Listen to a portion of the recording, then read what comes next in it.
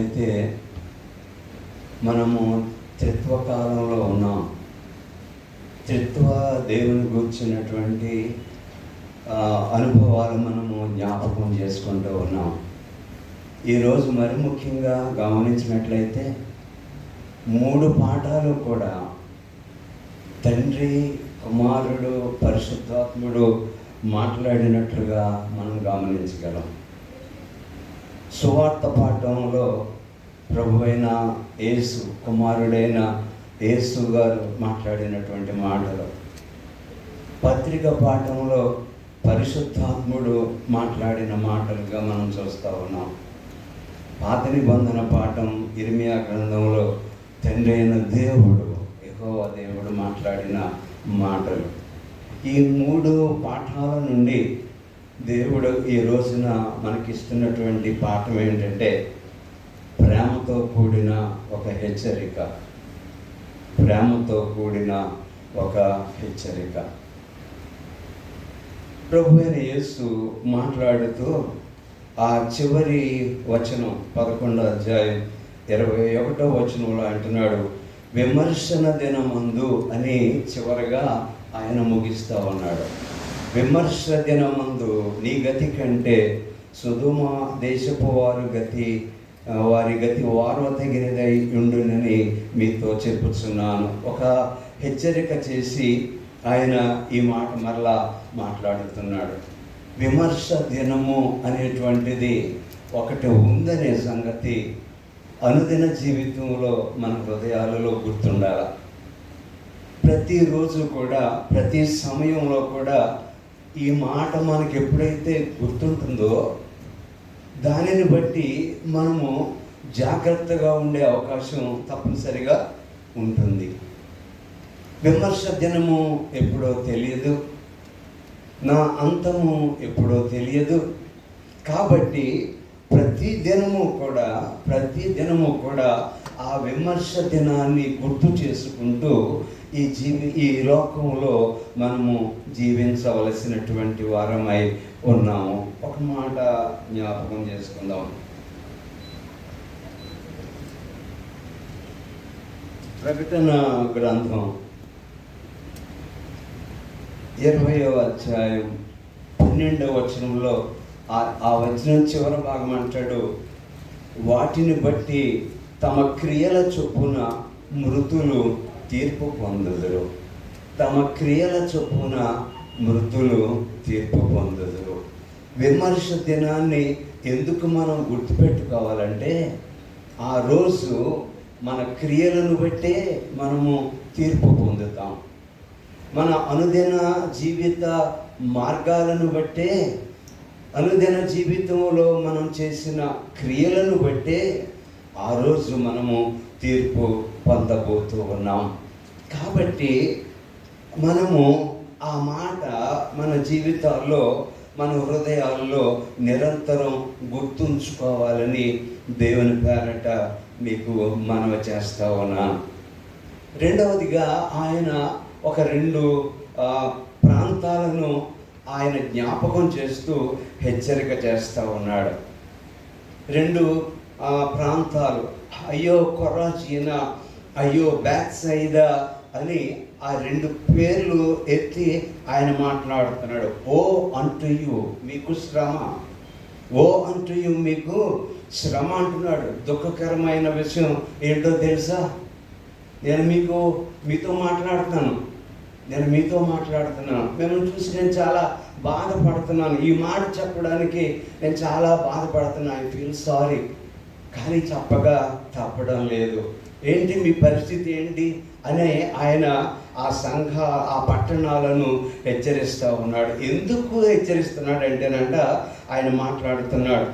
ఆయన పిమ్మట ఏ పట్టణములలో ఆయన విస్తారమైన అద్భుతములు చేసెనో ఆ పట్టణముల వారు మారు మనసు పొందకపోవటం వలన ఆయన వారినిట్లు గద్దింపసాగాను.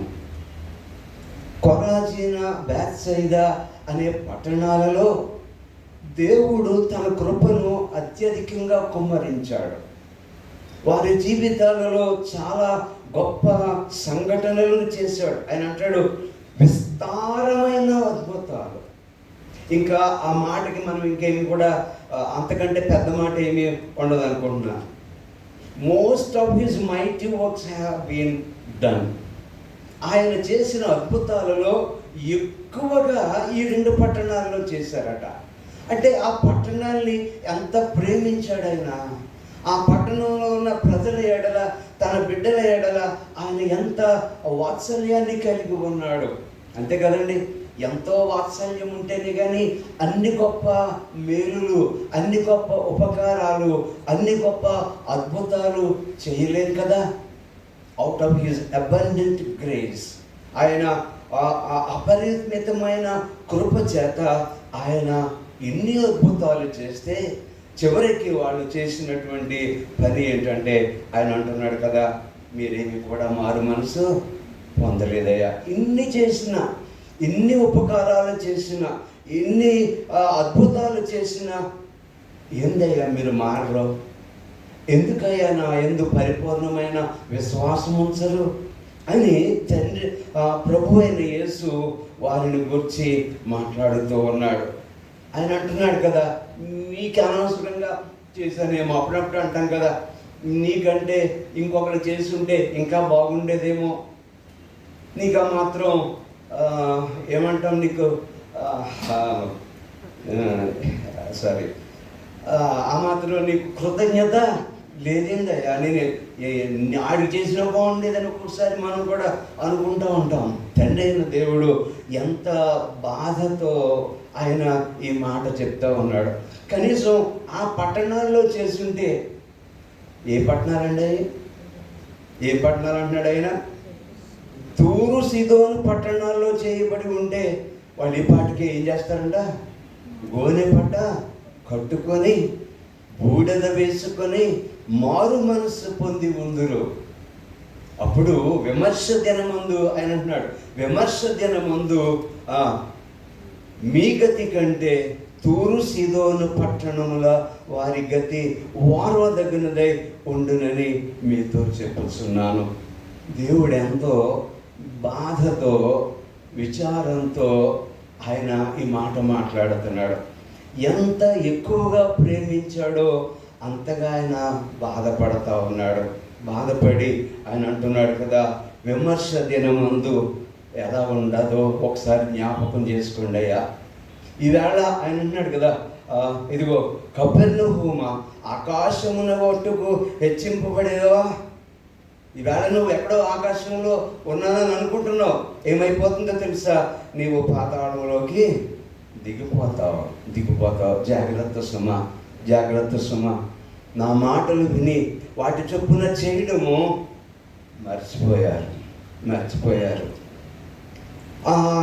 ఎంతగా మీ ఎడల కృప చూపినా మీరు నా మాట వినడం లేదు, నా మార్గంలో మీరు నడవటం లేదని ప్రభు అయిన యేసు ఆ పట్టణాలను చూసి మాట్లాడుతూ ఉన్నాడు. ప్రియమైన వాళ్ళరా, మన జీవితాలలో, అనుదిన జీవితాలలో ఆయన చేస్తున్నటువంటి మేలులు, ఆయన చేస్తున్న అద్భుత కార్యాలు అవి మనకి సింపుల్గానే కనపడతాయి. కానీ ఒకవేళ మనం జ్ఞాపకం చేసుకుంటే అన్నీ అద్భుతాలే, మహా అద్భుతాలే. దురదృష్టవశాత్తు మనము సాక్ష్యం చెప్పం, షేర్ చేసుకోం. కానీ నిజంగా చెప్పవలసి వస్తే ప్రతి ఒక్కరం కూడా ప్రతి ఆదివారం సాక్ష్యం చెప్పే పరిస్థితులు మన జీవితాల్లో ఉంటూ ఉన్నాయి. దేవుడు ఈ దినాన మాట్లాడుతూ ఉన్నాడు. ఇవాళ మనకు చూపిస్తూ ఉన్నాడు, అయ్యో కొరాజీనా, అయ్యో బేత్సయిదా, వై, ఎందుకయ్యా, ఎందుకు మీరు ఇంకా మారు మనసు పొందడం లేదని ఆయన మాట్లాడుతూ ఉన్నాడు. ప్రియమైనటువంటి వారలరా, ఏంటి, ఎందుకు ఇలాంటి పరిస్థితి మనకి సంభవిస్తుంది అని ఆలోచించినట్లయితే, అపోస్తలుడైన పౌలు హెబ్రీయులకు రాసిన పత్రికలో ఉన్నటువంటి ఒక 2 మాటలు, ఆ 2 విషయాలు మీతో పంచుకోవాలని నేను ఆశపడతా ఉన్నాను. వై, ఎందుకు మనం ఎలా ఉండిపోతూ ఉన్నాం, ఎందుకు మనం మార్చుకోలేకపోతున్నాం, ఎందుకు మారు మనసు పొందలేకపోతూ ఉన్నాం అనే సంగతిని అపోస్తలుడైన పౌలు మాట్లాడుతున్నాడు. హెబ్రీ పత్రిక 3వ అధ్యాయం 7వ వచనంలో అక్కడ మనకుంది చూడండి. పరిశుద్ధాత్మ ఇట్లు చెప్పుచున్నాడు. ది సేమ్ థింగ్, అదే విషయాన్ని పరిశుద్ధాత్మ దేవుడు కూడా మాట్లాడుతూ ఉన్నాడు. మన పితరులను జ్ఞాపకం చేస్తూ ఉన్నాడు. మన పితరుల యొక్క జీవితాన్ని జ్ఞాపకం చేస్తూ ఆయన కూడా మాట్లాడుతూ ఉన్నాడు. ఏమంటున్నాడు? నేడు మీరు ఆయన శబ్దము వినిన ఎడల అరణ్యములో శోధన దినమందు కోపము పుట్టించినప్పటి వలె మీ హృదయములను కఠినపరచుకొనకుడి. మీ హృదయములను కఠినపరచుకొనకుడి. హృదయాలను కఠినపరచుకోవడం అది ఇశ్రాయేలీల జీవితాల్లో చూపిస్తూ ఉన్నాడు. మనల్ని కూడా చెక్ చేసుకోమంటున్నాడు. కఠినపరచుకోవడం ఎలా ఉందంటే, వాళ్ళకి ఐగుప్తు నుండి వారిని విడుదల చేసిన ఆ క్షణం నుండి ఆ 40 సంవత్సరాల ప్రయాణంలో ఎన్నిసార్లు వారు దేవునిని విసిగించారు, ఎన్నిసార్లు ఆయనను శోధించారు అనే విషయాన్ని దేవుడు ఇక్కడ జ్ఞాపకం చేస్తూ ఉన్నాడు. 40 సంవత్సరములు నా కార్యములను చూచి మీ పితరులు నన్ను పరీక్షించి శోధించిరి. కావున నేను వారి తరము వలన విసిగి వీరెల్లప్పుడూ తమ హృదయాలోచనలలో తప్పిపోవచ్చున్నారు.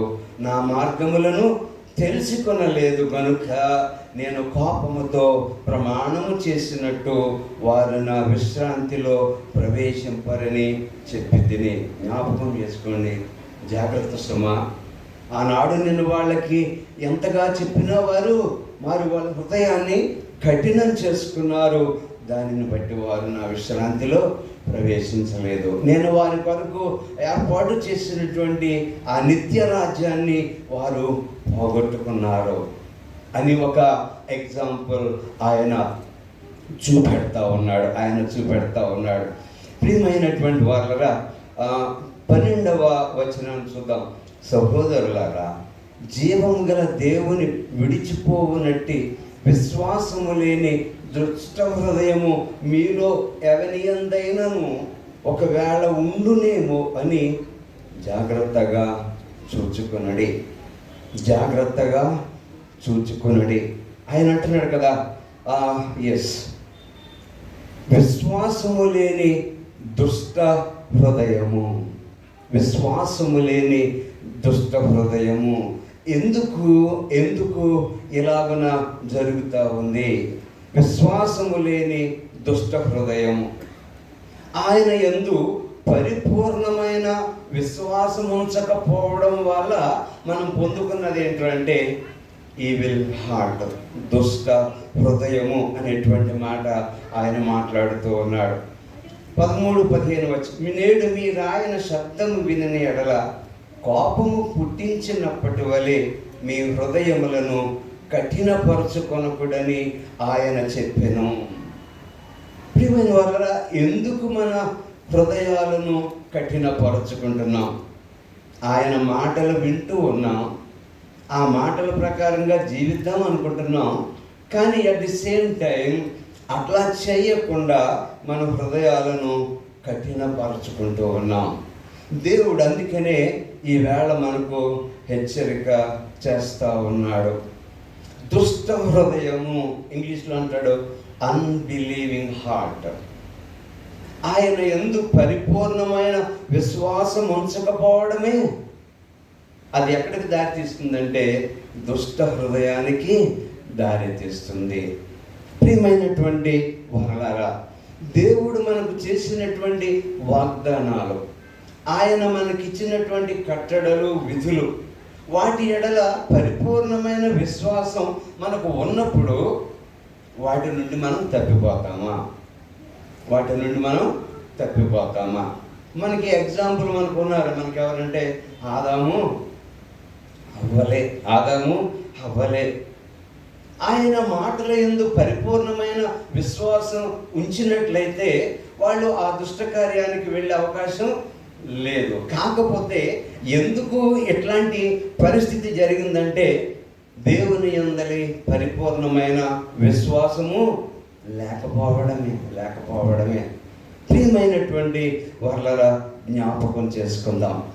Unbelieving heart. మనం ఒప్పుకోం, నాకు అన్బిలీవింగ్ హార్ట్ ఉందని మనమేమి ఒప్పుకోం. కానీ మనం చేసే పనులన్నీ కూడా అలాగే ఉన్నట్టుగా మనకి కనిపిస్తూ ఉంది. ప్రియమైనటువంటి వాళ్ళ ఇశ్రాయేలీయులు ఐగుప్తు దేశంలో నుంచి విడుదల పొందడానికి దేవుడు అక్కడ ఎన్ని అద్భుతాలు చేశాడు? 10 అద్భుతాలు చేశాడు. అంటే దేవుని యొక్క మహాత్మ్యము, దేవుని యొక్క బలము, ఆశ్చర్యకరమైన ఆయన యొక్క క్రియలు అన్నీ అనుభవించినటువంటి వాళ్ళు, సముద్రం పాయలుగా చేయబడి ఆ సముద్రము మధ్యన ఆరిన నేలను నడిచినటువంటి వారు, ఇన్ని మేలులు అనుభవించి ఇన్ని ఆశ్చర్య కార్యాలను వారు కళ్ళతో చూసి అనుభవించి ప్రతి సందర్భంలోనూ కూడా వాళ్ళు సణుక్కున్నట్టుగా, ఆయన మీద తిరగబడినట్లుగా మోషే గారి మీద మనము చూడగలుగుతూ ఉన్నాం. నీళ్లు చేదుగా ఉన్నాయి, మోషే గారి మీద తిరుగుబాటు. ఏం చేయమంటావు? మాకు ఆ మాంసం కావాలి. మా ఇంటి దగ్గర కూర్చొని ఎంత చక్కగా మాంసం తినేవాళ్ళం, మాకు మాంసం కావాలి. ఎస్, నేను మీకు మాంసం పంపిస్తూ ఉన్నాను. ఎన్నిసార్లు ఎన్ని అద్భుతాలు చేసినా మరలా దేవుణ్ణి శోధించడం, ఆయనతో వాదించడం వారి జీవితాల్లో మనం చూడగలుగుతున్నాం. ఏమైపోయింది వాళ్ళకి? విశ్వాస పరిస్థితి ఏంటి? విశ్వాసం యొక్క స్థాయి ఏంటి? ఇన్ని అద్భుతాలు, ఇన్ని ఆశ్చర్య కార్యాలు తమ జీవితంలో జరిగిన వాళ్ళు తమ హృదయాలలో వాళ్ళు దేవునికి చోటు ఇవ్వలేకపోయారు. దుష్ట హృదయంతో వారు దేవుని యొక్క ఆశ్చర్య కార్యాలలో పాల్గొని కూడా ఆయన ఆశీర్వాదాలు పొందలేకపోయినట్లుగా మనము చూస్తూ ఉన్నాం. ప్రియమైన వాళ్ళరా, మనలను మనము ఒకసారి జ్ఞాపకం చేసుకుందాం. మన జీవితాలలో ఎటువంటి మన జీవితాలు, మన హృదయాలు ఆయన పట్ల ఎలా ఉన్నాయి అనే విషయాన్ని మనం జ్ఞాపకం చేసుకుందాం. కొన్నిసార్లు మనం ఇది పెద్ద విషయం కాదులే, ఇలా అయినా పర్వాలేదులే, ఇది పెద్ద ఏమీ తప్పు కాదులే, ఇలా చేయడం సామాన్యమేలే అనేటువంటి ఆలోచనతో చాలాసార్లు మనము విశ్వాసంలో నుంచి తప్పిపోతూ ఉంటాం. ఆయన యొక్క కట్టడలను ఉన్నది ఉన్నట్టుగా అనుసరించడం అనే విషయంలో మనం కొంచెం లిబర్టీ తీసుకుంటున్నాం. ప్రియమైన వాళ్ళరా, అది కూడా దేవునికి ఇష్టం కాదు. ఎందుకంటే ఒక చిన్న లీక్ సాతాన్ని ఒక 10% మనం అలౌ చేస్తే వాటి మిగతాదంతా ఈజీగా ఆక్రమించుకోగలుగుతాడు. ఒక చిన్న తప్పిదము, ఇది చిన్నదే కదా అని అనుకున్నట్లయితే అదే నిత్యరాజ్యాన్ని పోగొట్టుకునేలా కూడా మనల్ని చేస్తుందేమో. సౌలును దేవుడు ఏర్పాటు చేసుకున్నాడు. బెన్యామీను గోత్రంలో అల్పుడైనటువంటి బెన్యామీనుని ఏర్పాటు చేసుకొని ఆ సౌలుని ఏర్పాటు చేసుకున్నాడు, రాజుగా చేశాడు. ఆయనకు ఆజ్ఞ ఇస్తూ ఉన్నాడు దేవుడు, ఇదిగో నువ్వు ఇలా చేయి అని చెప్తా ఉన్నాడు. ఆయన చెప్పినట్లుగా ఆ రాజు తప్పనిసరిగా నడుచుకోవాలి. ఎందుకంటే ఆయనను రాజుగా అభిషేకించిన వాడు దేవుడే.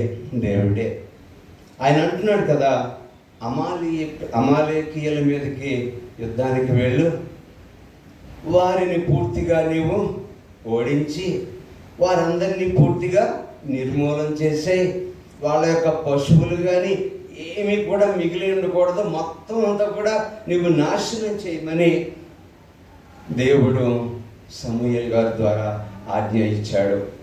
కానీ సౌలు రాజు ఒక చిన్న తప్పిదం చేశాడు. ఒక చిన్న తప్పిదం ఏం చేశాడండి? కొంచెం బలంగా ఉన్నటువంటి ఆ పశువులను దేవునికి బలి ఇవ్వడానికి అని అట్టి పెట్టాడు వాళ్ళని. ఆయన ఏమనుకున్నాడు? దేవునికి నేను వీటిని బలి ఇవ్వడానికే అనుకున్నాడు. కానీ దేవుడు చెప్పింది ఏంటంటే ప్రతిదాన్ని కూడా తుడిచిపెట్టి వేయాల. శత్రు యొక్క శాసనం ఏమీ కూడా ఉండకూడదు, సమూలంగా తీసివేయాలనేటువంటి దేవుని యొక్క ఆ మాటను, దేవుని యొక్క ఆజ్ఞను చిన్నగా నిర్లక్ష్యం చేశాడు. బాగానే ఓడించాడు, అందరినీ చంపాడు.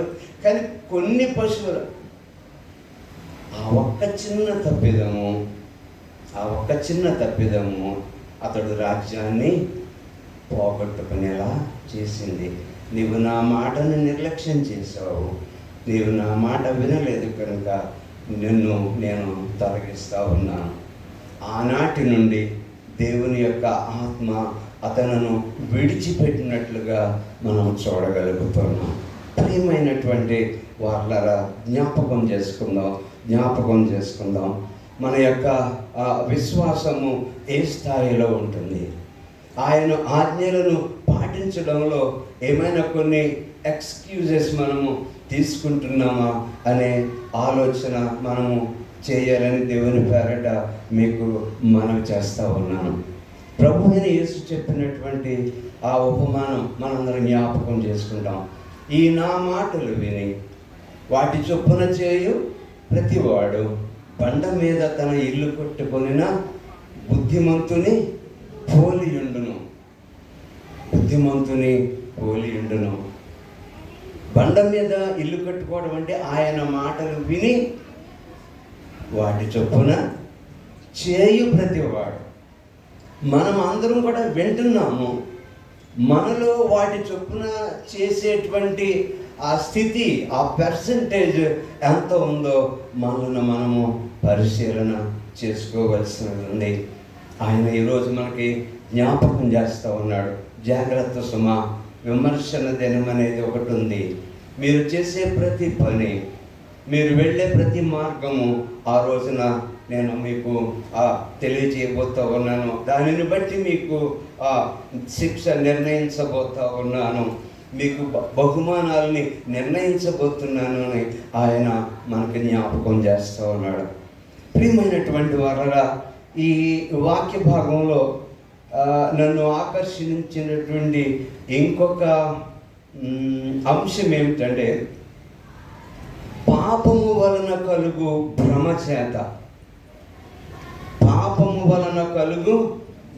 చేత.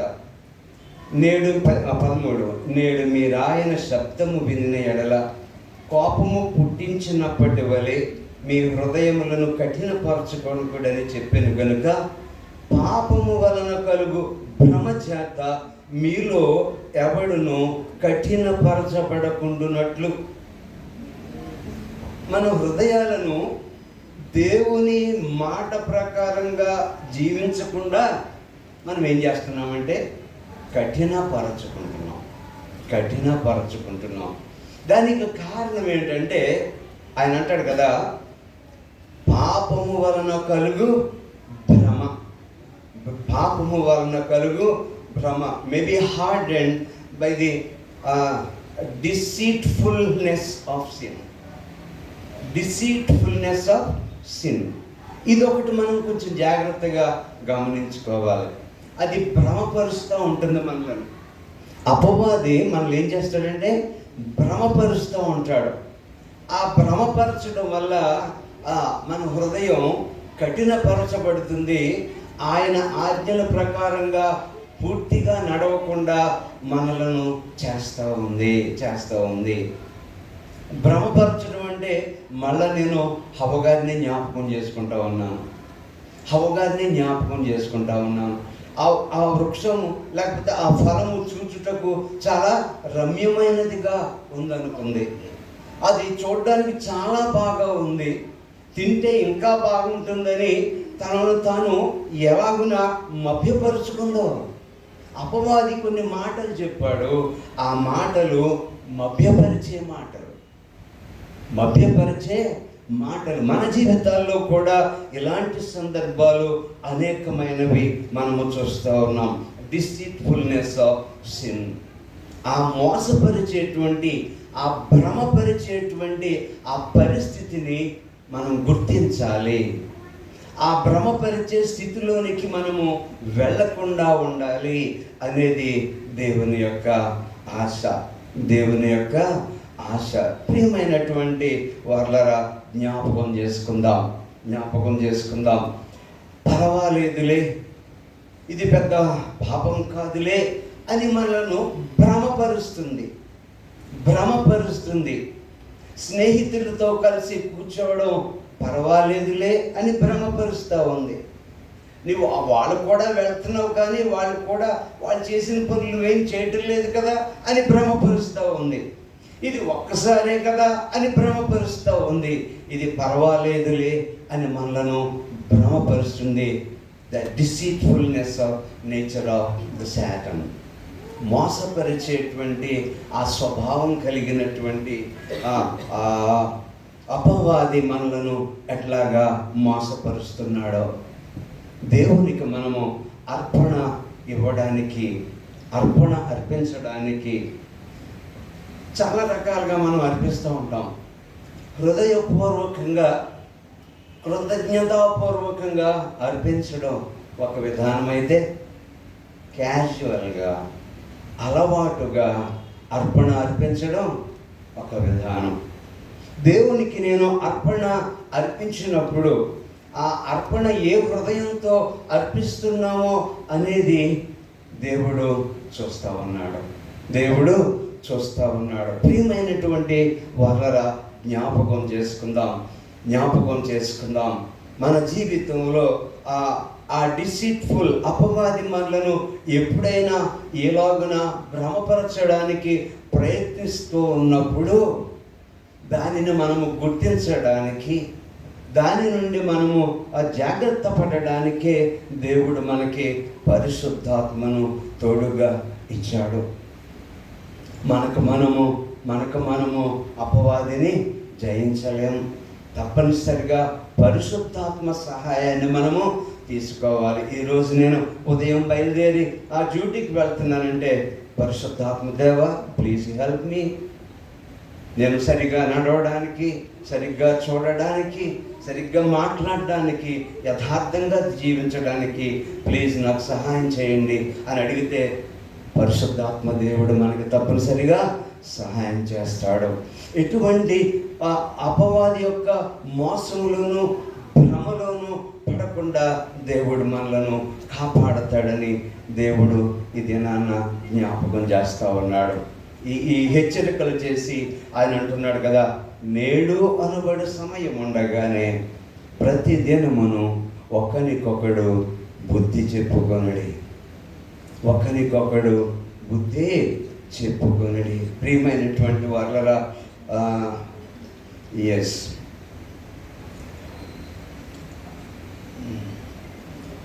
చాలా ఒక 3 విషయాలు ఆయన అక్కడ మాట్లాడుతూ ఉన్నాడు. ఒకరికొకడు బుద్ధి చెప్పుకొనడి. ఎలా అనగా, మొదటి నుండి మనకున్న దృఢ విశ్వాసము అంతము మట్టుకు గట్టిగా చేపట్టిన ఎడలనే క్రీస్తులో పారివారమై ఉందము. కొన్ని హెచ్చరికల పైన చేస్తూ ఉన్నాడు. ఇదిగో మీ పితరులు ఎట్లా చేశారు, వాళ్ళు నేను అనుగ్రహించాలనుకున్న ఆ దేశంలోనికి వాళ్ళు చేరలేకపోయారు. ఇదిగో మీకు కూడా నేను హెచ్చరిక చేస్తూ ఉన్నాను. ఒకవేళ మీరు కూడా అట్లా వినకపోతే మీరు కూడా నిత్యరాజ్యాన్ని పోగొట్టుకుంటారు, నేను ఇచ్చే ఆశీర్వాదాలు పోగొట్టుకుంటారు. జాగ్రత్త సుమా అని ప్రేమతో మనము మారతామనేటువంటి ఆశతో ఆయన ఈ దినాన మనకి ఈ హెచ్చరిక అనుగ్రహిస్తూ ఉన్నాడు. ప్రియమైనటువంటి వారలారా, అట్లాగా ఆయన అంటాడు కదా, మొదటి నుండి మనకున్న దృఢ విశ్వాసము అంతము మట్టుకు గట్టిగా చేపట్టిన ఎడలనే క్రీస్తులో పాలివారమై ఉందము. క్రీస్తు యొక్క సారూప్యంలోనికి మనము మారడానికి మన విశ్వాసం ఎంత బలంగా ఉండాలి, ఎంత దృఢంగా ఉండాలనేటువంటి మాటలు ఆయన జ్ఞాపకం చేస్తూ ఉన్నాడు. చివరిగా పాత నిబంధన పాఠంలో మనం గమనించినప్పుడు తండ్రి అయిన దేవుడు కూడా, యెహోవా దేవుడు ప్రవక్త అయిన ఇర్మియా ద్వారా ఈ మాటలు ఆయన జ్ఞాపకం చేస్తూ ఉన్నాడు. ఆయన ఈ మాటలు జ్ఞాపకం చేస్తూ ఉన్నాడు. మన యొక్క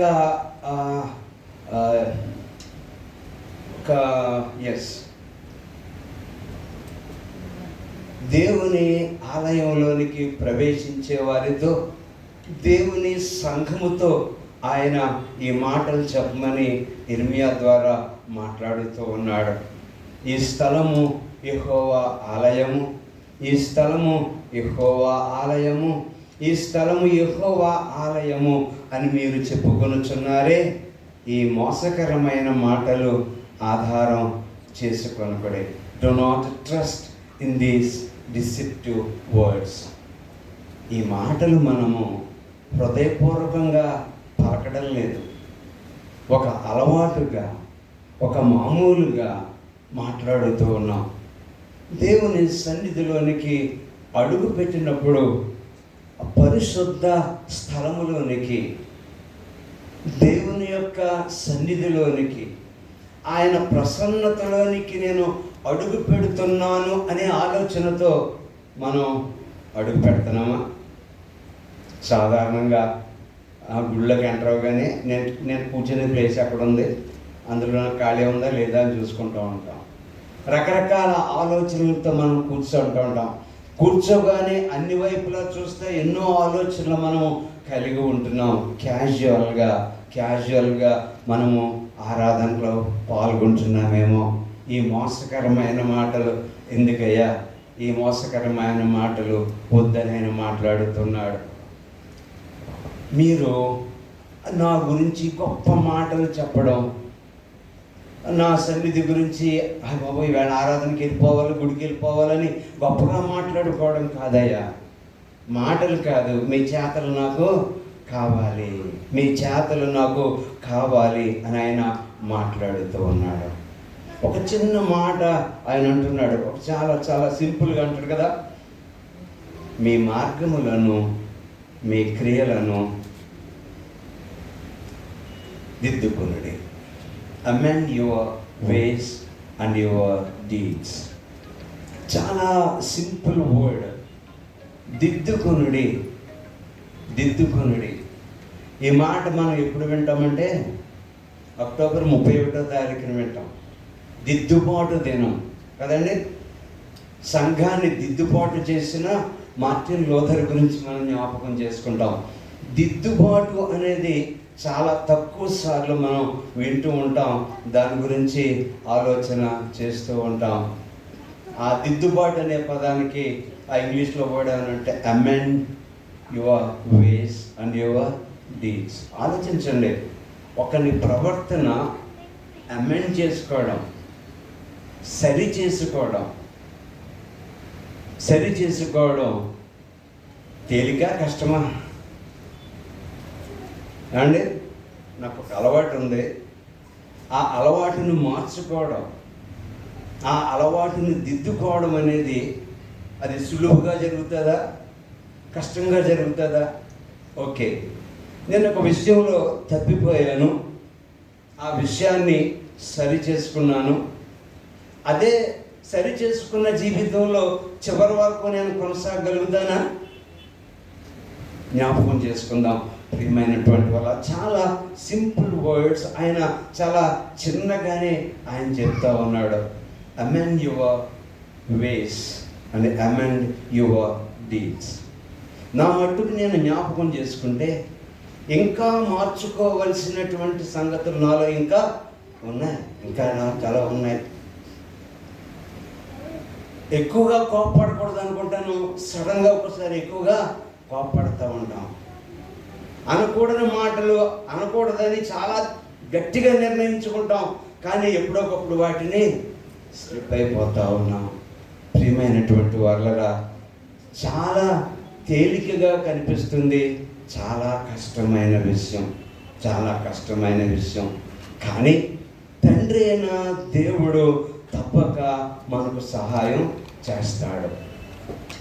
ప్రతి ఒక్కరూ కూడా ఒకవేళ ఒక బుక్ తీసుకొని పెన్ తీసుకొని నేను ఏ విషయాల్లో నా మార్గం లేకపోతే నా పనులు సరి చేసుకోవాలని వ్రాసుకోవడం మొదలు పెడితే చాలా వస్తాయా రావా? చాలా వస్తాయి. నేను ప్రతిదినం ఇన్ని గంటలకు నేను కూర్చొని ప్రార్థన చేసుకోవాలి, ఇంత సమయం ప్రార్థనలో గడపాలని ఒక మంచి నిర్ణయం తీసుకుంటాం.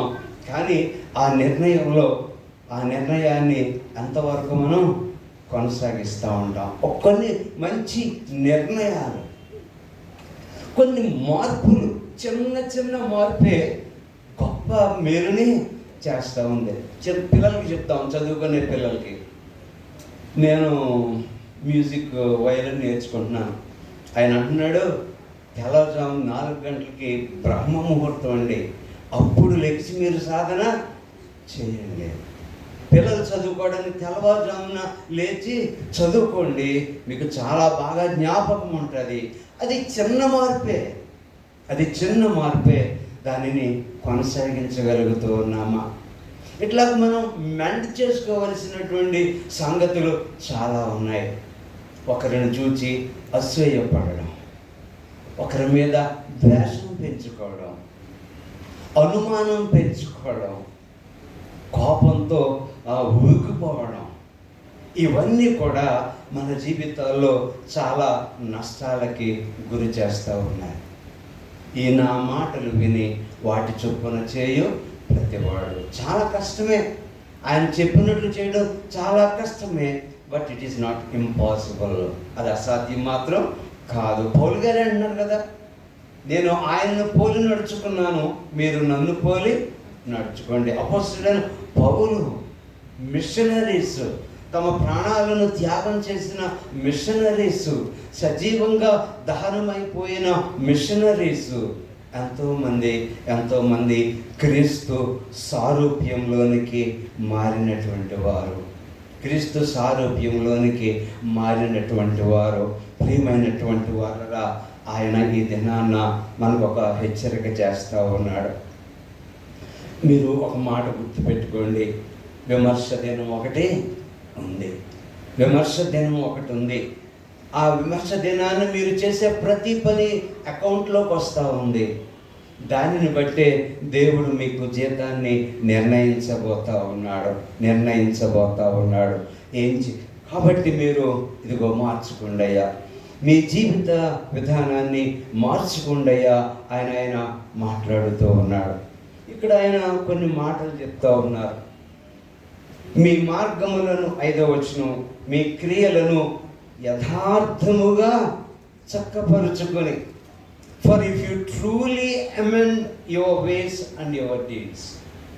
ఆ చక్కపరుచుకునే విధానంలో ఆయన అంటున్నాడు, యథార్థంగా, నిజంగా, తప్పనిసరిగా మార్చుకునేటువంటి విధానం గురించి ఆయన అన్నాడు. If you truly amend your ways and your deeds, if you truly execute justice one with another, ఒకరితో ఒకరు. ఆయన అంటాడు కదా, ప్రతి వాడును తన పొరుగు వాని ఎడల తప్పక న్యాయము జరిగించి, ఆయన ఈ 4 మాటలు చెప్తా ఉన్నాడు.